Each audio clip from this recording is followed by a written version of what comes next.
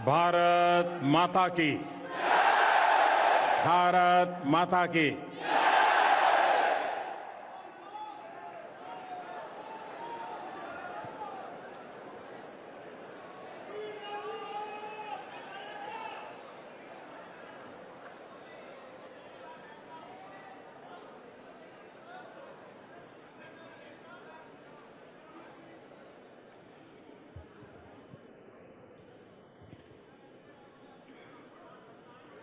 नमस्ते।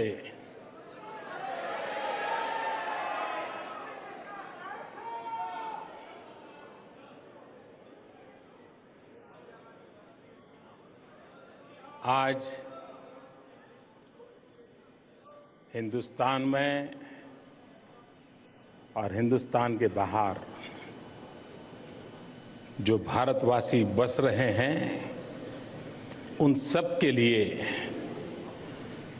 एक बड़े आश्चर्य की घटना होगी कि चीन में इतनी बड़ी मात्रा में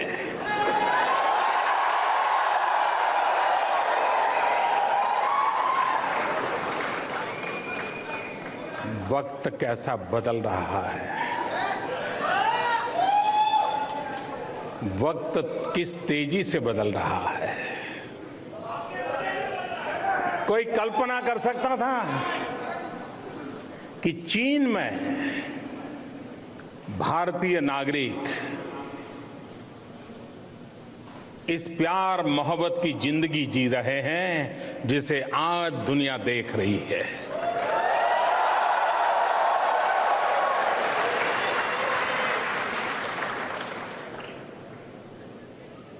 आज 16 मई है। ठीक एक साल पहले 16 मई 2014 ये जो 2.5 घंटे का टाइम डिफरेंस है ना, उसने आपको सबसे ज्यादा परेशान किया था। बहुत जल्दी उठ करके, जबकि हिंदुस्तान में लोग सोए थे, आपने पूछना शुरू कर दिया था रिजल्ट क्या आया।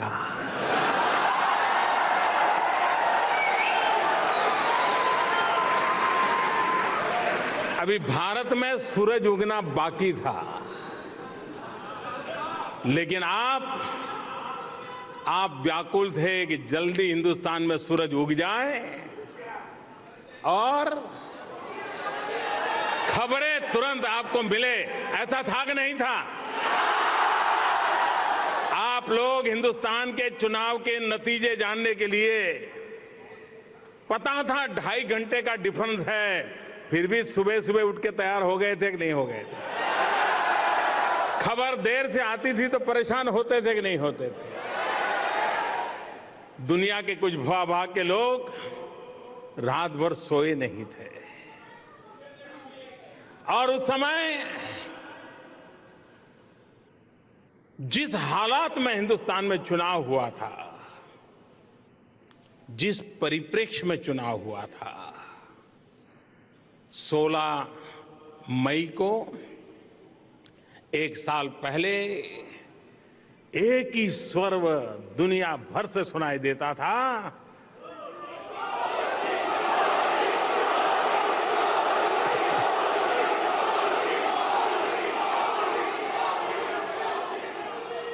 एक ही स्वर सुनाई दे रहा था,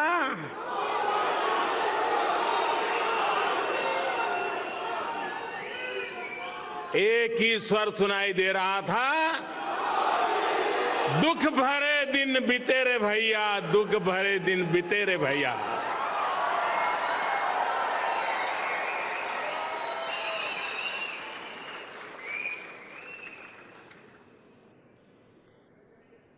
आपने तो विदेशों में रहे थे, कैसा समय बीता था। हिंदुस्तान के हो, ऐसा ही होता था ना। इंडिया से, अरे चलो चलो यार, ऐसा ही होता था कि नहीं होता था? कोई पूछने को तैयार था क्या? कोई सुनने को तैयार था क्या? कोई देखने को तैयार था क्या? 1 साल के भीतर भीतर आप सीना तान करके आंख में आंख मिला करके दुनिया से बात कर पाते हो कि नहीं कर पाते हो? दुनिया आपको संभार से देखती है कि नहीं देखती है? आपको स्वयं के भारत की प्रगति के प्रति गर्व होता है कि नहीं होता है? भाइयों बहनों, जनता जनार्दन ईश्वर का रूप होता है। जनता जनार्दन ये परमात्मा का रूप होता है। जनता जनार्दन को एक तीसरा नेत्र होता है। सामूहिक विलक्षण बुद्धि शक्ति होती है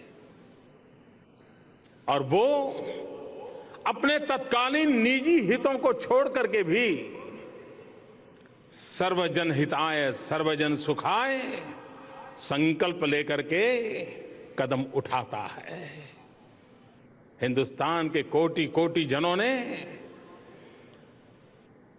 एक सामूहिक शक्ति का परिचय दिया। हिंदुस्तान के कोटि कोटि जनों ने सामूहिक इच्छा शक्ति का परिचय दिया। कोटि कोटि जनों ने एक सामूहिक संकल्प शक्ति का परिचय दिया और 125 करोड़ देशवासी अपना भाग्य बदलने के लिए कृत संकल्प हो गए और तब जाकर के पोलिंग बूथ में बटन दबा करके इतना बड़ा फैसला कर लिया। लेकिन कोई कल्पना कर सकता है क्या? और चुनाव के अंदर मेरे प्रति जो अपप्रचार होता था वो क्या होता था? ये मोदी को कौन जानता है? गुजरात के बाहर कौन पहचानता है? ठीक है, गुजरात में उसकी गाड़ी चलती है, कौन जानता है? यही कहते थे ना, सब लोग यही कहते थे। और जब विदेश की बात आती थी, अरे भाई विदेश का तो इसको कुछ समझ ही नहीं है, क्या करेगा? यही चर्चा सुनी थी ना आपने? सुनी थी कि नहीं सुनी थी? वैसे मेरी जो आलोचना होती थी ना, वो सही थी, वो सच बोल रहे थे, क्योंकि मुझे गुजरात के बाहर कोई ज्यादा जाना आना भी नहीं था, मेरा कोई पहचान भी नहीं थी, और हिंदुस्तान के बाहर तो सवाल ही नहीं उठता है। लेकिन आलोचना सही थी, आशंका सही नहीं थी।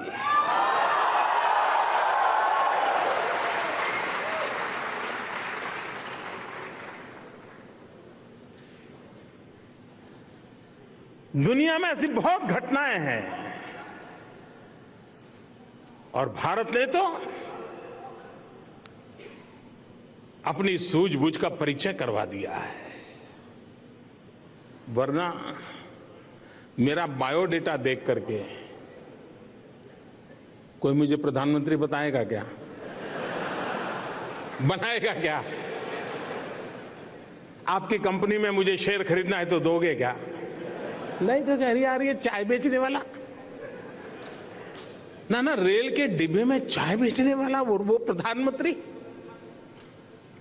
मेरा बायोडेटा देख करके कोई मुझे पसंद नहीं करता, लेकिन ये हिंदुस्तान की जनता की ताकत है, भारत के संविधान की शक्ति है, डॉक्टर बाबा साहब आंबेडकर के आशीर्वाद है और हिंदुस्तान के कोटि कोटि जनों की संकल्प शक्ति है कि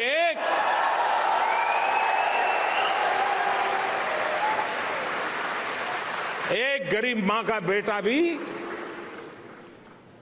अगर समाज के लिए समर्पित भाव से संकल्प लेकर निकल पड़ता है तो जनता जनार्दन आशीर्वाद देती है। आज मैं 16 मई 1 साल के बाद इस कोटि कोटि जनों के सामने अपना सर झुकाता हूं, उनको प्रणाम करता हूं, उनको नमन करता हूं और मैं फिर एक बार आज 16 मई को जो मैंने पिछली बार अहमदाबाद की धरती पर से कहा था, साबरमती के तट से कहा था, मैं दोबारा आज दोहराता हूं। वैसे राजनेता चीजें बुलाने में ज्यादा माहिर होते हैं, उनकी कोशिश रहती है कि यार अच्छा है लोग भूल जाए, न मैं भूलना चाहता हूं, न मैं भुलाने देना चाहता हूं।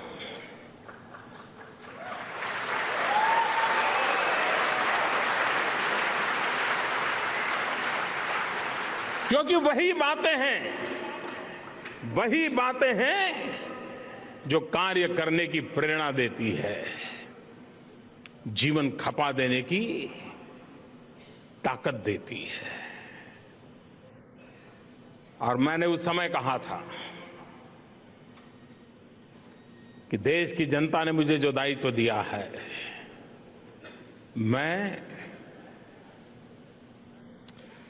परिश्रम करने में कोई कमी नहीं रखूंगा। ये कहा था कि नहीं कहा था? एक दिन भी छुट्टी ली है क्या? वैकेशन मना रहा हूं क्या?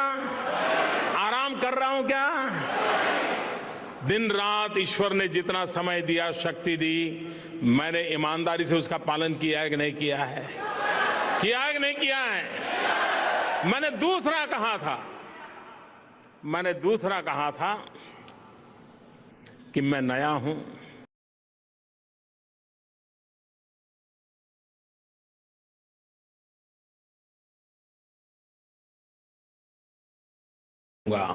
कर रहा हूं कि नहीं कर रहा हूं?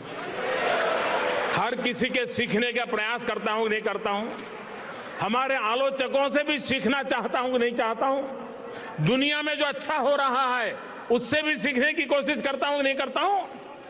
एक विद्यार्थी की तरह खुले मन से हर अच्छी बात का स्वागत करने का प्रयास करता हूं और देश के लिए लागू करने के लिए कोशिश करता हूं।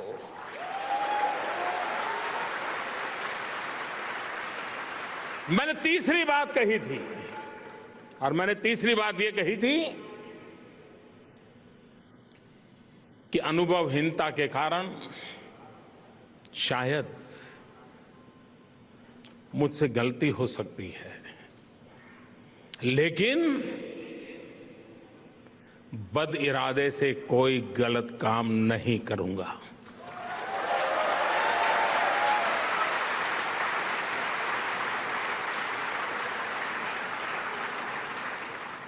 और आज 16 मई 2015 को हिंदुस्तान से दूर चीन की धरती से जब मैं बात बता रहा हूं, इस संतोष के साथ बता रहा हूं कि पूरे साल भर में किसी ने हम पर आरोप नहीं लगाया कि हमने बदिरादे से या निजी स्वार्थ से कोई गलत कदम उठाया हो, ऐसा कोई आरोप नहीं लगा।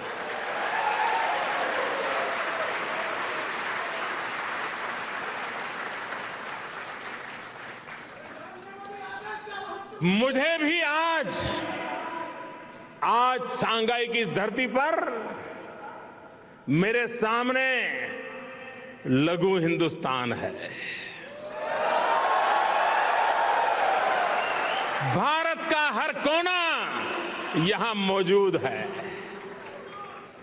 शायद यानी मंच पर आते तक मैंने भी नहीं सोचा था कि 16 मई एक साल के बाद मुझे ऐसा अवसर मिलेगा, जो अवसर आज पूरा लघु भारत मेरे पास है।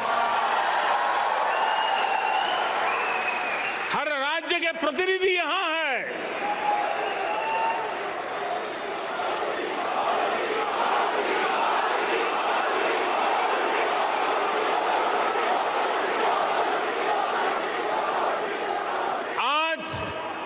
आज मैं आपसे आशीर्वाद मांगने आया हूं। आप मुझे आशीर्वाद दें कि भारत की विकास यात्रा की ओर जो हमने कदम बढ़ाए हैं, उसे हम सफलतापूर्वक पार करें।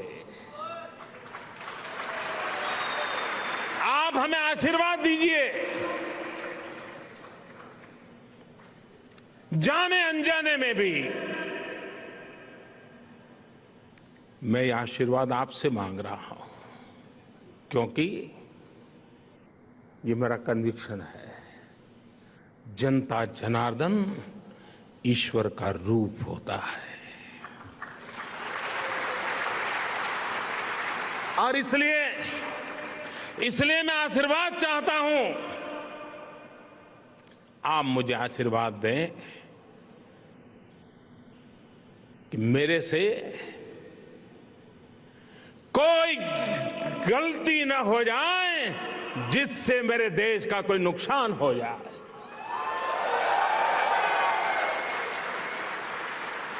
दोनों हाथ ऊपर करके मुझे आशीर्वाद दीजिए। दोनों हाथ ऊपर करके मुझे आशीर्वाद दीजिए। आपके आशीर्वाद मेरी बहुत बड़ी ताकत है, बहुत बड़ी ताकत है।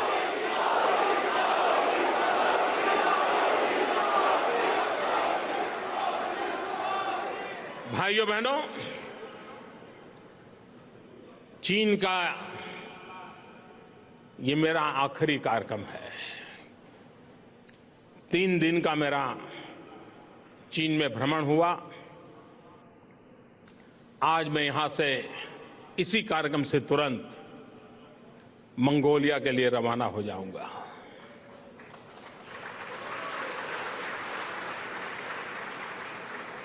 आप कल संडे को छुट्टी मनाएंगे।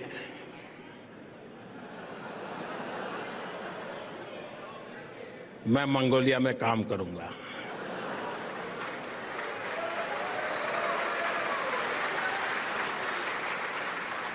कोई कल्पना कर सकता है संडे को छुट्टी के दिन मंगोलिया अपनी पार्लियामेंट का सत्र बुलाएं और भारत के एक व्यक्ति को रविवार की छुट्टी के दिन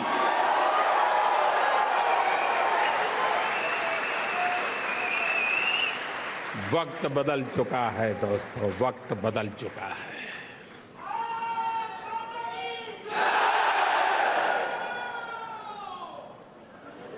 चीन के इतिहास में मैं मानता हूं यह यात्रा एक नए सीमा चिन्ह के रूप में देखी जाएगी।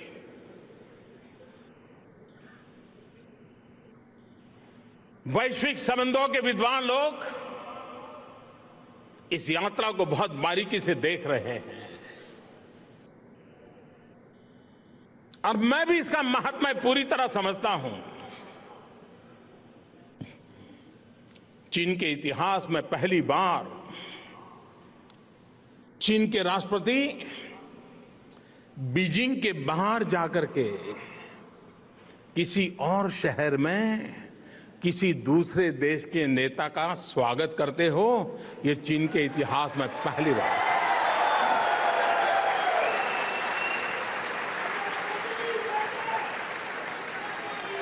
मैं चीन के राष्ट्रपति जी का हृदय से अभिनंदन करता हूं, आभार व्यक्त करता हूं कि उन्होंने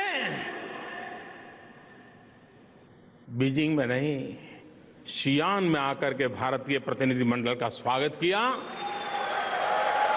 देशवासियों, ये स्वागत नरेंद्र मोदी का नहीं था, ये स्वागत मेरे साथ आए हुए डेलीगेशन का नहीं था, ये स्वागत 125 करोड़ देशवासियों का था।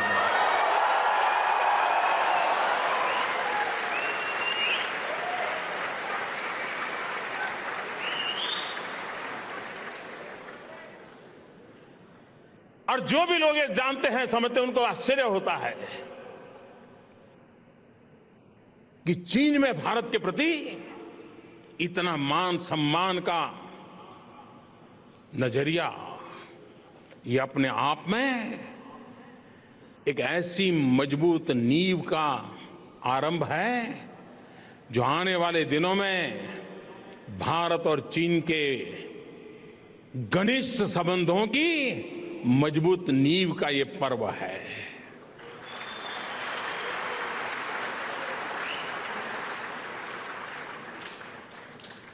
चीन से भारत की दोस्ती,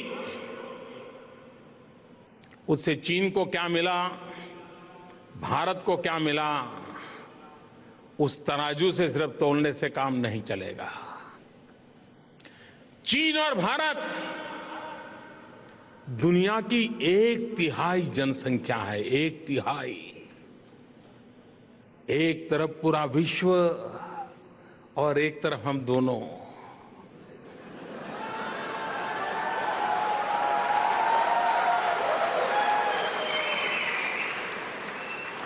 क्या कभी इस ताकत को हमने पहचाना?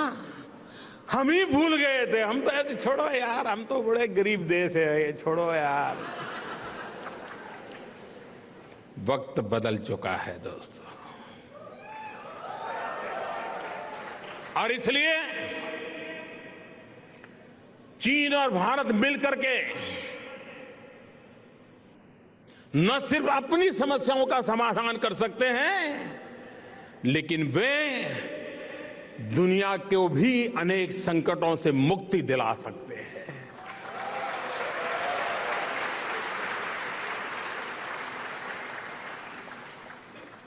आज से 10 साल पहले, 15 साल पहले, 20 साल पहले कोई सोच नहीं सकता था कि विश्व के मानचित्र पर कभी डेवलपिंग कंट्रीज को कोई पूछेगा क्या? डेवलपिंग कंट्री ये शब्द प्रयोग भी इसलिए होता था कि पिछड़े हैं ये बोलने से अच्छा नहीं लगता था, और इसलिए शब्द प्रयोग दुनिया में आया डेवलपिंग कंट्रीज। लेकिन दूसरे अर्थ में वो यही मानते थे कि गए बीते लोग हैं, पिछड़े लोग हैं। लेकिन आज विश्व के मानचित्र पर एक नई हवा, वक्त वहां भी बदला है।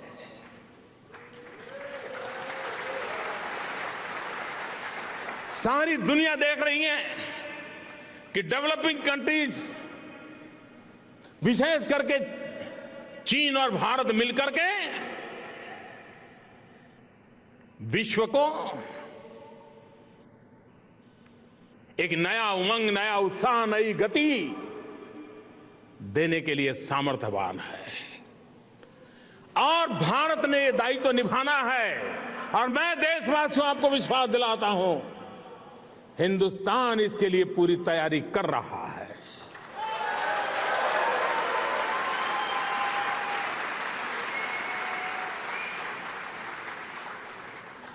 विश्व को देने के लिए हमारे पास बहुत कुछ है। आतंकवाद जिस प्रकार से मानवता का दुश्मन बना हुआ है, आए दिन निर्दोषों को मौत के घाट उतार दिया जाता है, एक दूसरे के लहू के प्यासे हुए हैं। विश्व का कोई भूभाग ऐसा नहीं है जो आतंकवाद के कारण रक्त रंजित न हुआ हो। गांव से भरी हुई, गोलियों से छलनी हुई विश्व जनता, उसे मरहम कौन लगाएगा? इस संकट की घड़ी से जीने का विश्वास कौन देगा? वो ही दे सकता है जिसके पूर्वजों ने वसुधैव कुटुंबकम का मंत्र दिया है।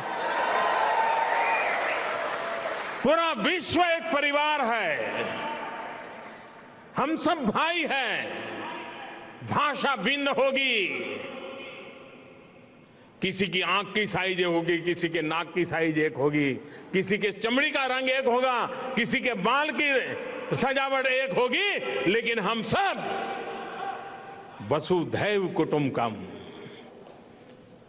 हजारों साल पहले हमारे पूर्वजों ने पूरे विश्व को एक परिवार माना है।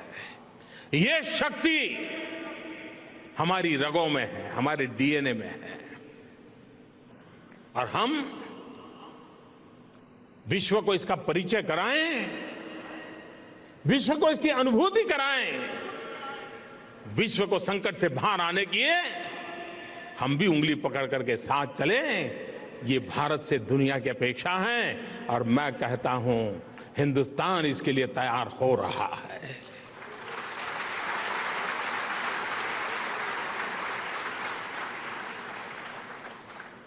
पूरा विश्व और एक चिंता में डूबा हुआ है। सब दूर एक ही चर्चा है,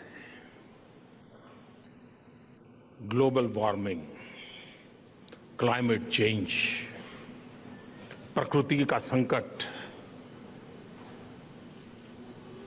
ये स्थिति किसी और ने पैदा नहीं की है, ये स्थिति इंसान ने पैदा की है। ये स्थिति अगर पैदा हिंदू इंसान ने की है तो उससे मुक्ति भी इंसान ही दिला सकता है। और उसके लिए प्रकृति को प्रेम करना पड़ेगा। सारे विश्व में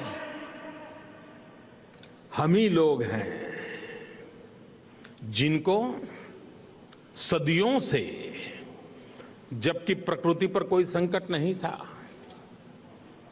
पेड़ पौधों को संकट नहीं था, हवा में कार्बन डाइऑक्साइड नहीं था, पानी गंदा नहीं था, सब कुछ अच्छा था, उसके बावजूद भी हमारे दीर्घदृष्टा ऋषि मुनियों ने हमें कहा था, प्रकृति से प्रेम करना सिखाया था। और हम लोग बचपन में घर में बिस्तर पर से पैर नीचे रखते थे तो माँ कहती थी कि देखो बेटे, सुबह उठ करके बिस्तर पर से जब पैर जमीन पर रखते हो ना तो पृथ्वी माता की क्षमा मांगो। आप में से कोई ऐसा नहीं होगा जिसको अपनी मां ने बचपन में न बताया हो। आज ग्लोबल वार्मिंग की चर्चा करने वालों को पता है कि मेरी रगों में ये भाव है कि पृथ्वी मेरी माता है,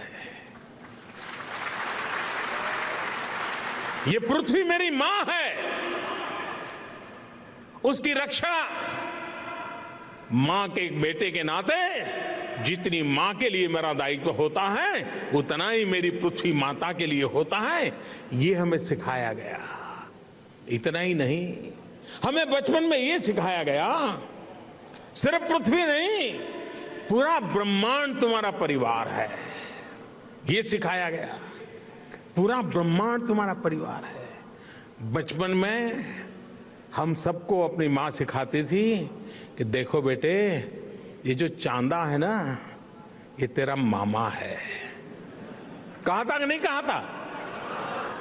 ये सूरज है वो तेरा दादा है, वो जरा तपता है ना। पूरे ब्रह्मांड को अपना परिवार, ये जिस धरती पर से कल्पना निकली हो, क्या दुनिया को ग्लोबल वार्मिंग से बचने के लिए प्रकृति को प्रेम करने से उत्तम कोई मार्ग नहीं हो सकता। और हम ही लोग हैं जिन्होंने कहा exploitation of nature is a crime. प्रकृति का दोहन ही हमें अलाउड है, प्रकृति का शोषण अलाउड नहीं है। मिल्किंग ऑफ द नेचर, इससे अधिक हम नहीं ले सकते। आज विश्व को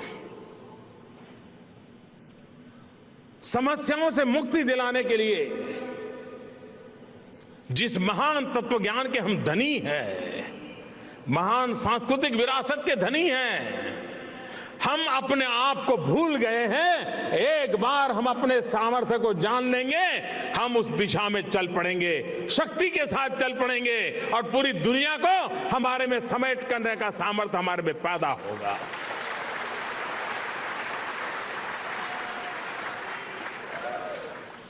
भारत आज एक नई भूमिका की ओर आगे बढ़ रहा है और उस भूमिका को विश्व स्वीकार करने लगा है। मैं पिछले एक वर्ष में दुनिया के 50 से अधिक महत्वपूर्ण सभी राज्य के मुखियाओं को मिला हूं। कभी कभार कम काम करना, इसकी आलोचना तो मैं समझ सकता हूं। कोई सोता रहे, काम न करे, इसकी आलोचना तो मैं समझ सकता हूं। लेकिन मेरा तो दुर्भाग्य ऐसा है कि मैं ज्यादा काम करता हूं, उसकी आलोचना होती है। मोदी इतने देशों में क्यों गए, इतने लोगों से क्यों मिले?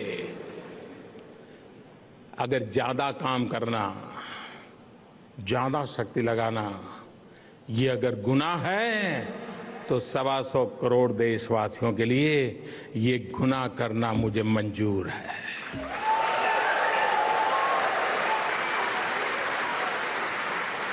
क्योंकि मेरा संकल्प है,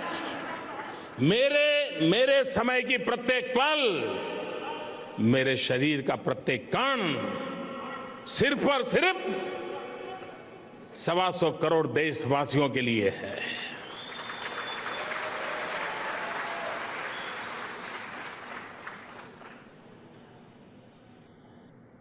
और मुझे विश्वास है, एक साल में जो बोया है उसे खातर पानी डालने के लिए भी तो मेरे पास टाइम चाहिए कि नहीं चाहिए?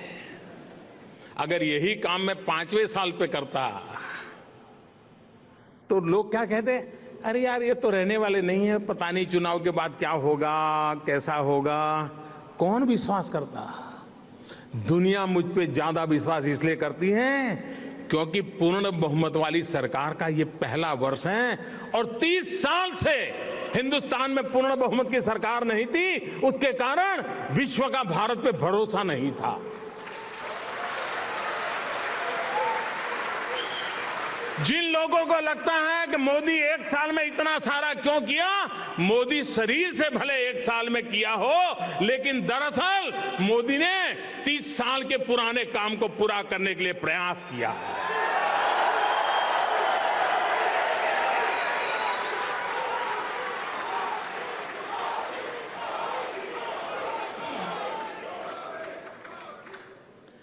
आज देखिए चीन में कैसा बदलाव आया है। आमतौर पर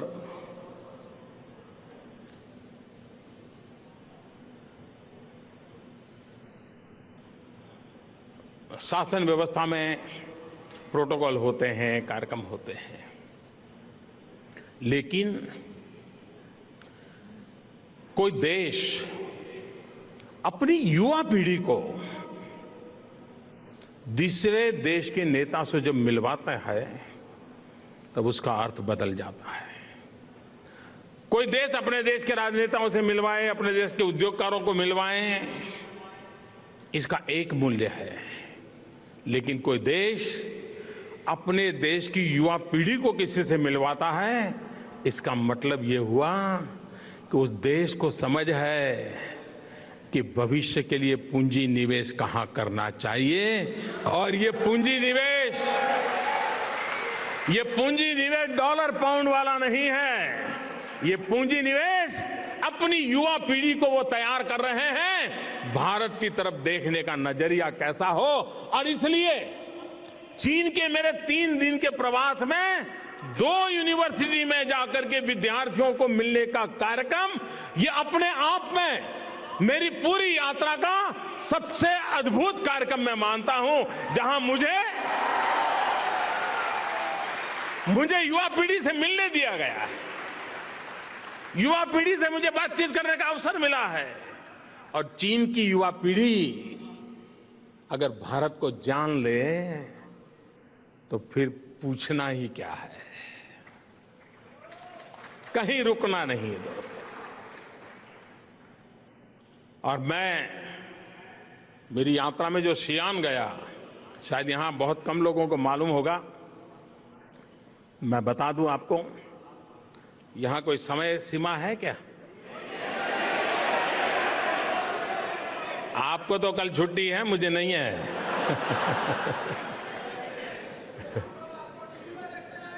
अच्छा ये करिए। देखिए, शियान जो मेरा कार्यक्रम बना उसकी बड़ी एक विशेषता है। हम लोग सब बचपन में पढ़ते थे इतिहास कि ह्वेन सांग नाम का एक फिलोसोफर हिंदुस्तान आया था चाइना से और भारत भ्रमण किया था और उसने बहुत कुछ लिखा था, दार्शनिक थे। मेरा जन्म जिस गांव में हुआ है, महसाना जिले में बड़नगर, गुजरात में, तो ह्वेन सांग ने जो लिखा है उसमें उसने मेरे गांव का वर्णन लिखा है और वो वहां जाकर के रहे थे। और हम सामान्य रूप से सोचते हैं कि भगवान Buddha eastern part of India थे, बिहार और उस क्षेत्र के भाग में, लेकिन ह्वेन सांग ने लिखा है कि भगवान बुद्ध का प्रभाव वेस्टर्न इंडिया में भी उतना ही था। और उन्होंने लिखा था कि बड़नगर में, जो कि मेरा जन्म स्थान है, वहां पर बौद्ध भिक्षुओं की शिक्षा दीक्षा के लिए एक बड़ा एजुकेशनल इंस्टीट्यूट था, हजारों बालकों के रहने की हॉस्टल थी। वो उसने लिखा है कि मैंने देखा वहां, वो भी काफी समय वहां रहे थे। जब मैं मुख्यमंत्री बना तो मुझे भी मन में विचार आया कि भाई ह्वेन सांग लिख करके गए हैं तो जरा देखे तो क्या है। तो मैंने सरकार को कहा जरा खुदाई करो भाई। अब कोई अपने यहां खुदाई करवाए क्यों करेगा, लेकिन मैं ऐसा ही हूं, मैंने खुदाई करवा दी। और आश्चर्य है कि मेरे गांव में तो वो सारी चीजें मिली खुदाई करने से, वो हॉस्टल्स मिले हैं, सारी चीजें ध्यान में आई। ह्वेन सांग ने जो लिखा है सब। जब मैं चुनाव जीत के आया और राष्ट्रपति शी का मुझे टेलीफोन आया तो उन्होंने टेलीफोन के अंदर इस बात का उल्लेख किया। उन्होंने बराबर अध्ययन करके रखा था कि आखिर मोदी चीज क्या है, और उन्होंने मुझे फोन पर मेरे जन्म स्थान का वर्णन किया। मुझे बड़ा आश्चर्य और आनंद भी हुआ।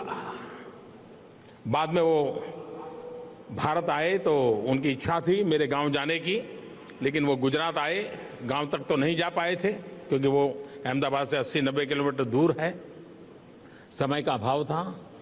लेकिन उन्होंने मुझे एक और बात बताई है। उन्होंने कहा तुम्हें मालूम है? मैंने कहा क्या? बोले ह्वेन सांग जो हिंदुस्तान में रहे, तुम्हारे गांव में रहे, और वहां से जब वो वापस आए तो वे मेरे गांव में आए थे, शियान में आए थे, और वहां पर एक बहुत बड़ा बुद्ध मंदिर बना हुआ है। और कल वो मुझे वहां ले गए और ले जाकर के मुझे ह्वेन सांग की लिखी हुई जो किताब थी वो दिखाई, और उसमें उन्होंने निकाल के रखा था कि देखो ये तुम्हारे गांव का नाम है, चीनी भाषा में लिखा हुआ था, और ये तुम्हारे गांव का वर्णन है।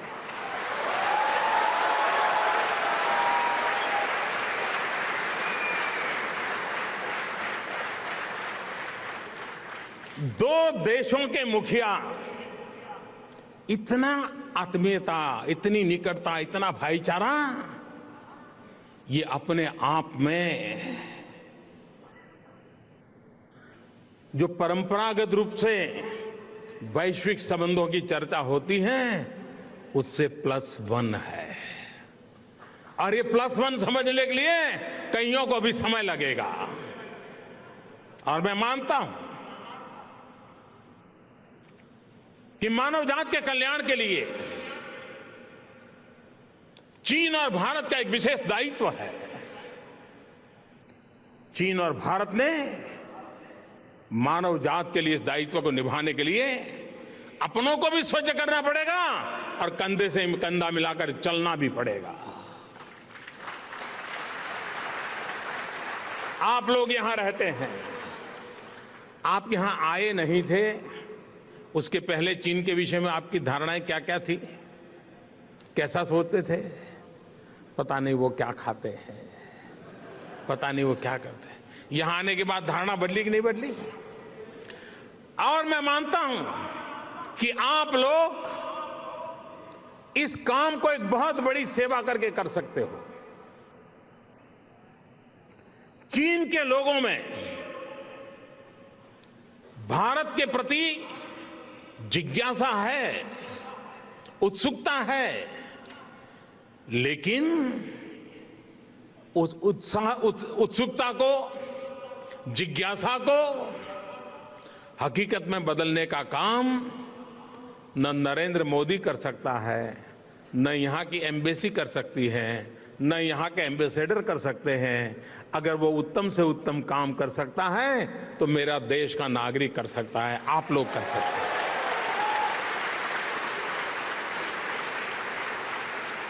आप भारत का सही चित्र हर चीनी नागरिक में कैसे पहुंचाए, उसकी जो जिज्ञासा है उसको हमारी शक्ति का परिचय कैसे कराया जाए, हमारी सांस्कृतिक विरासत का कैसे पढ़ाया जाए, और दुनिया को इन बातों का आश्चर्य होता है। आईटी के माध्यम से विश्व में भारत की पहचान बनाने में हमारे प्रोफेशनल 20-22 साल के नौजवानों ने बहुत बड़ा कमाल का काम कर दिया। सारी दुनिया को अजूबा हुआ कि ये हिंदुस्तान के पास टैलेंट है। और अभी जब मार्स मिशन सफलतापूर्वक पार किया, मंगलयान पर भारत के युवकों को जो सफलता मिली है, उसके कारण विश्व हमारी युवा शक्ति, हमारे टैलेंट के प्रति आकर्षित हुआ है। लेकिन समय की मांग है, भारत के नागरिक चीन को अधिकतम समझे, चीन के नागरिकों को समझे, और चीन के लोग अधिकतम भारत को समझे, भारत के नागरिकों को समझे। चीन के लोग जितनी संख्या में हिंदुस्तान में रहते हैं, उससे ज्यादा संख्या में भारतीय लोग चीन में रहते हैं। और इसलिए भारतीय नागरिकों की जिम्मेवारी ज्यादा है। हम दोनों को जोड़ने के लिए हजारों वर्ष की सांस्कृतिक विरासत है। हम अलग नहीं रह सकते। पीपल टू पीपल कांटेक्ट बढ़ेगा, उतनी हमारी ताकत बढ़ेगी। राज्य व्यवस्था, शासन व्यवस्था, शासक, उनका एक दायरा अलग है, लेकिन पीपल टू पीपल कांटेक्ट का दायरा अलग है, उसकी ताकत अलग है। और मैं उस ताकत को पहचानता हूं। हमें उस ताकत को जोड़ना है, उसे जानना भी है, जोड़ना भी है। आज पूरे विश्व में टूरिज्म का बड़ा ही बोलबाला है। सामान्य व्यक्ति भी दुनिया के 2-4 देश तो ऐसे ही देखने चला जाता है। भारत में टूरिज्म के लिए बहुत संभावनाएं हैं। दुनिया में टूरिज्म का $3 ट्रिलियन का बिजनेस है, छोटा नहीं है। हम भारत के नागरिक के नाते, हम यहां जो लोग काम करते हैं, हम कोई बड़े उद्योगकार नहीं हैं, हम प्रोफेशनल्स हैं। अच्छी जिंदगी जी सकते हैं, अपने बच्चों को अच्छी पढ़ाई कर सकते हैं, लेकिन हमको हिंदुस्तान में जाके 200-500 हजार रुपए का, 1000 करोड़ का कारखाना नहीं लगा सकते, क्योंकि हम उसी बैकग्राउंड से यहां पहुंचे हैं। तो क्या देश की सेवा करने के रास्ते बंद हो गए क्या? नहीं हुए। ज्यादा नहीं, आप सिर्फ हर साल 5 चीनी नागरिकों को हिंदुस्तान देखने के लिए धक्का मारो बस।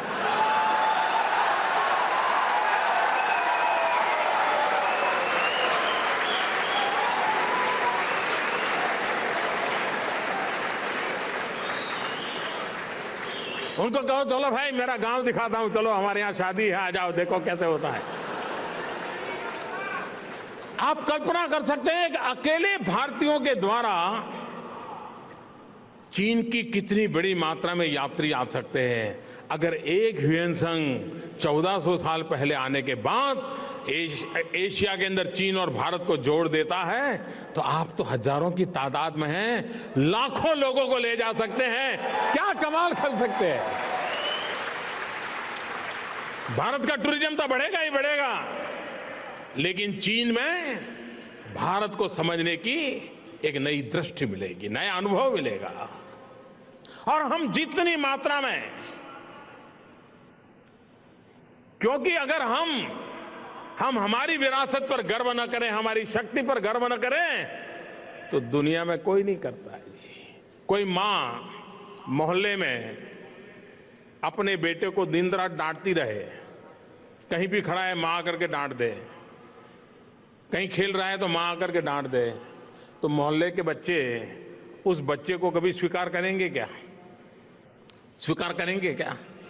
जिस बच्चे को उसकी माँ ही दिन रात डांटती है, उस बच्चे को दोस्त लोग भी स्वीकार नहीं करते। दुनिया भी हमें तब स्वीकार करेगी जब हम खुद भी तो अपने देश का गौरवगान करना शुरू करें। हम ही अगर हमारे देश को कोसते रहेंगे, हम तो ऐसे हैं, हम तो वैसे हैं, हमारा तो ऐसा था, अरे छोड़ो यार, देश ऐसे नहीं चलता दोस्तों।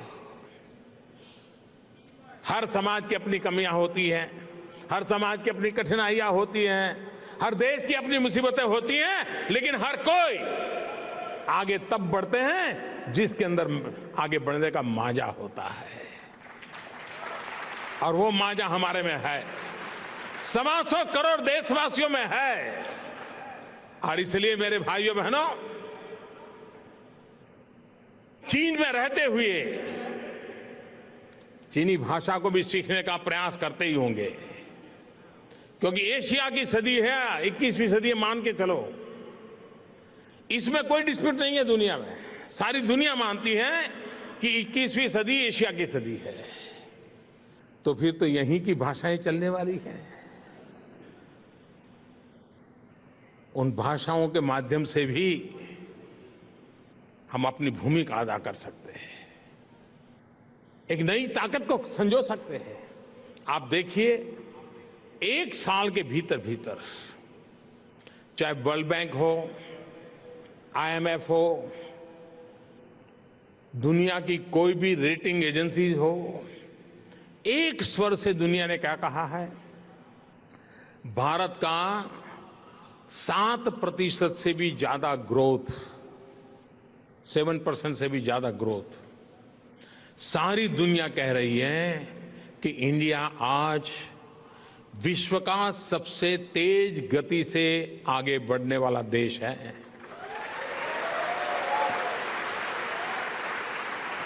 ये मैं नहीं कह रहा हूं, अंतर्राष्ट्रीय संस्थाएं कह रही हैं, जिनकी इस प्रकार के शब्दों की ताकत होती है। एक साल के भीतर भीतर, छोड़ो यार, डूब गए, कुछ होगा नहीं, अरे भगवान बचाए भाई, पता नहीं पिछले जन्म में क्या पाप किएगा, हम हिंदुस्तान में पैदा हुए।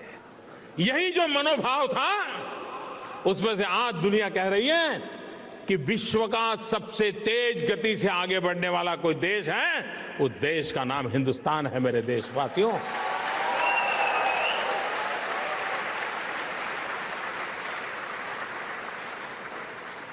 आखिरकार 30 साल में चाइना कैसे बदला? रातों रात नहीं बदला है, 30 साल लगे, और 30 साल तक उनका विकास दर दुनिया में सबसे तेज गति से था। उस ग्रोथ का परिणाम था कि चीन आज इन नई ऊंचाइयों पर अपने आप को ले गया। भारत को भी विकास दर को आगे बढ़ाना होगा, भारत को भी आर्थिक गतिविधियों को आगे बढ़ाना होगा, भारत को टेक्नोलॉजी में आगे बढ़ना होगा, भारत को रिसर्च एंड एनालिसिस में आगे बढ़ना पड़ेगा, और एक बार इन नए युग की ओर हम आगे बढ़ेंगे, हम दुनिया को बहुत कुछ दे पाएंगे, इस विश्वास के साथ हम कदम उठा रहे हैं।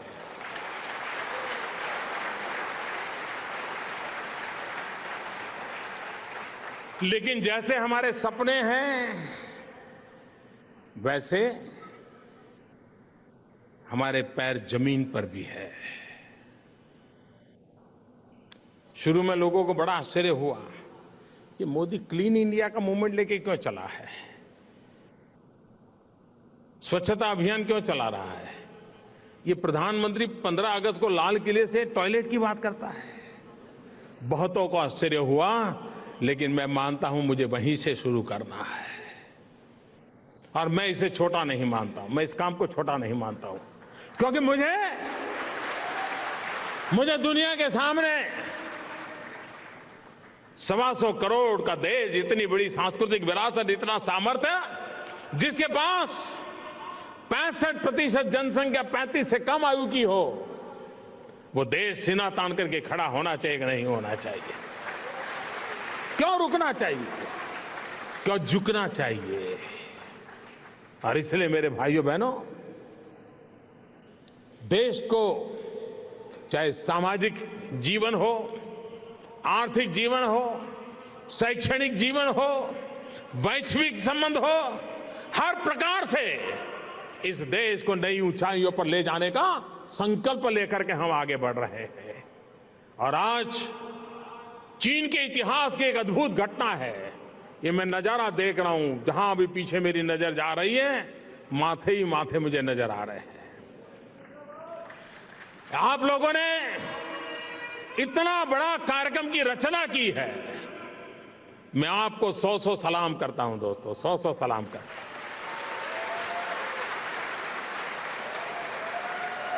चीन में ये विशाल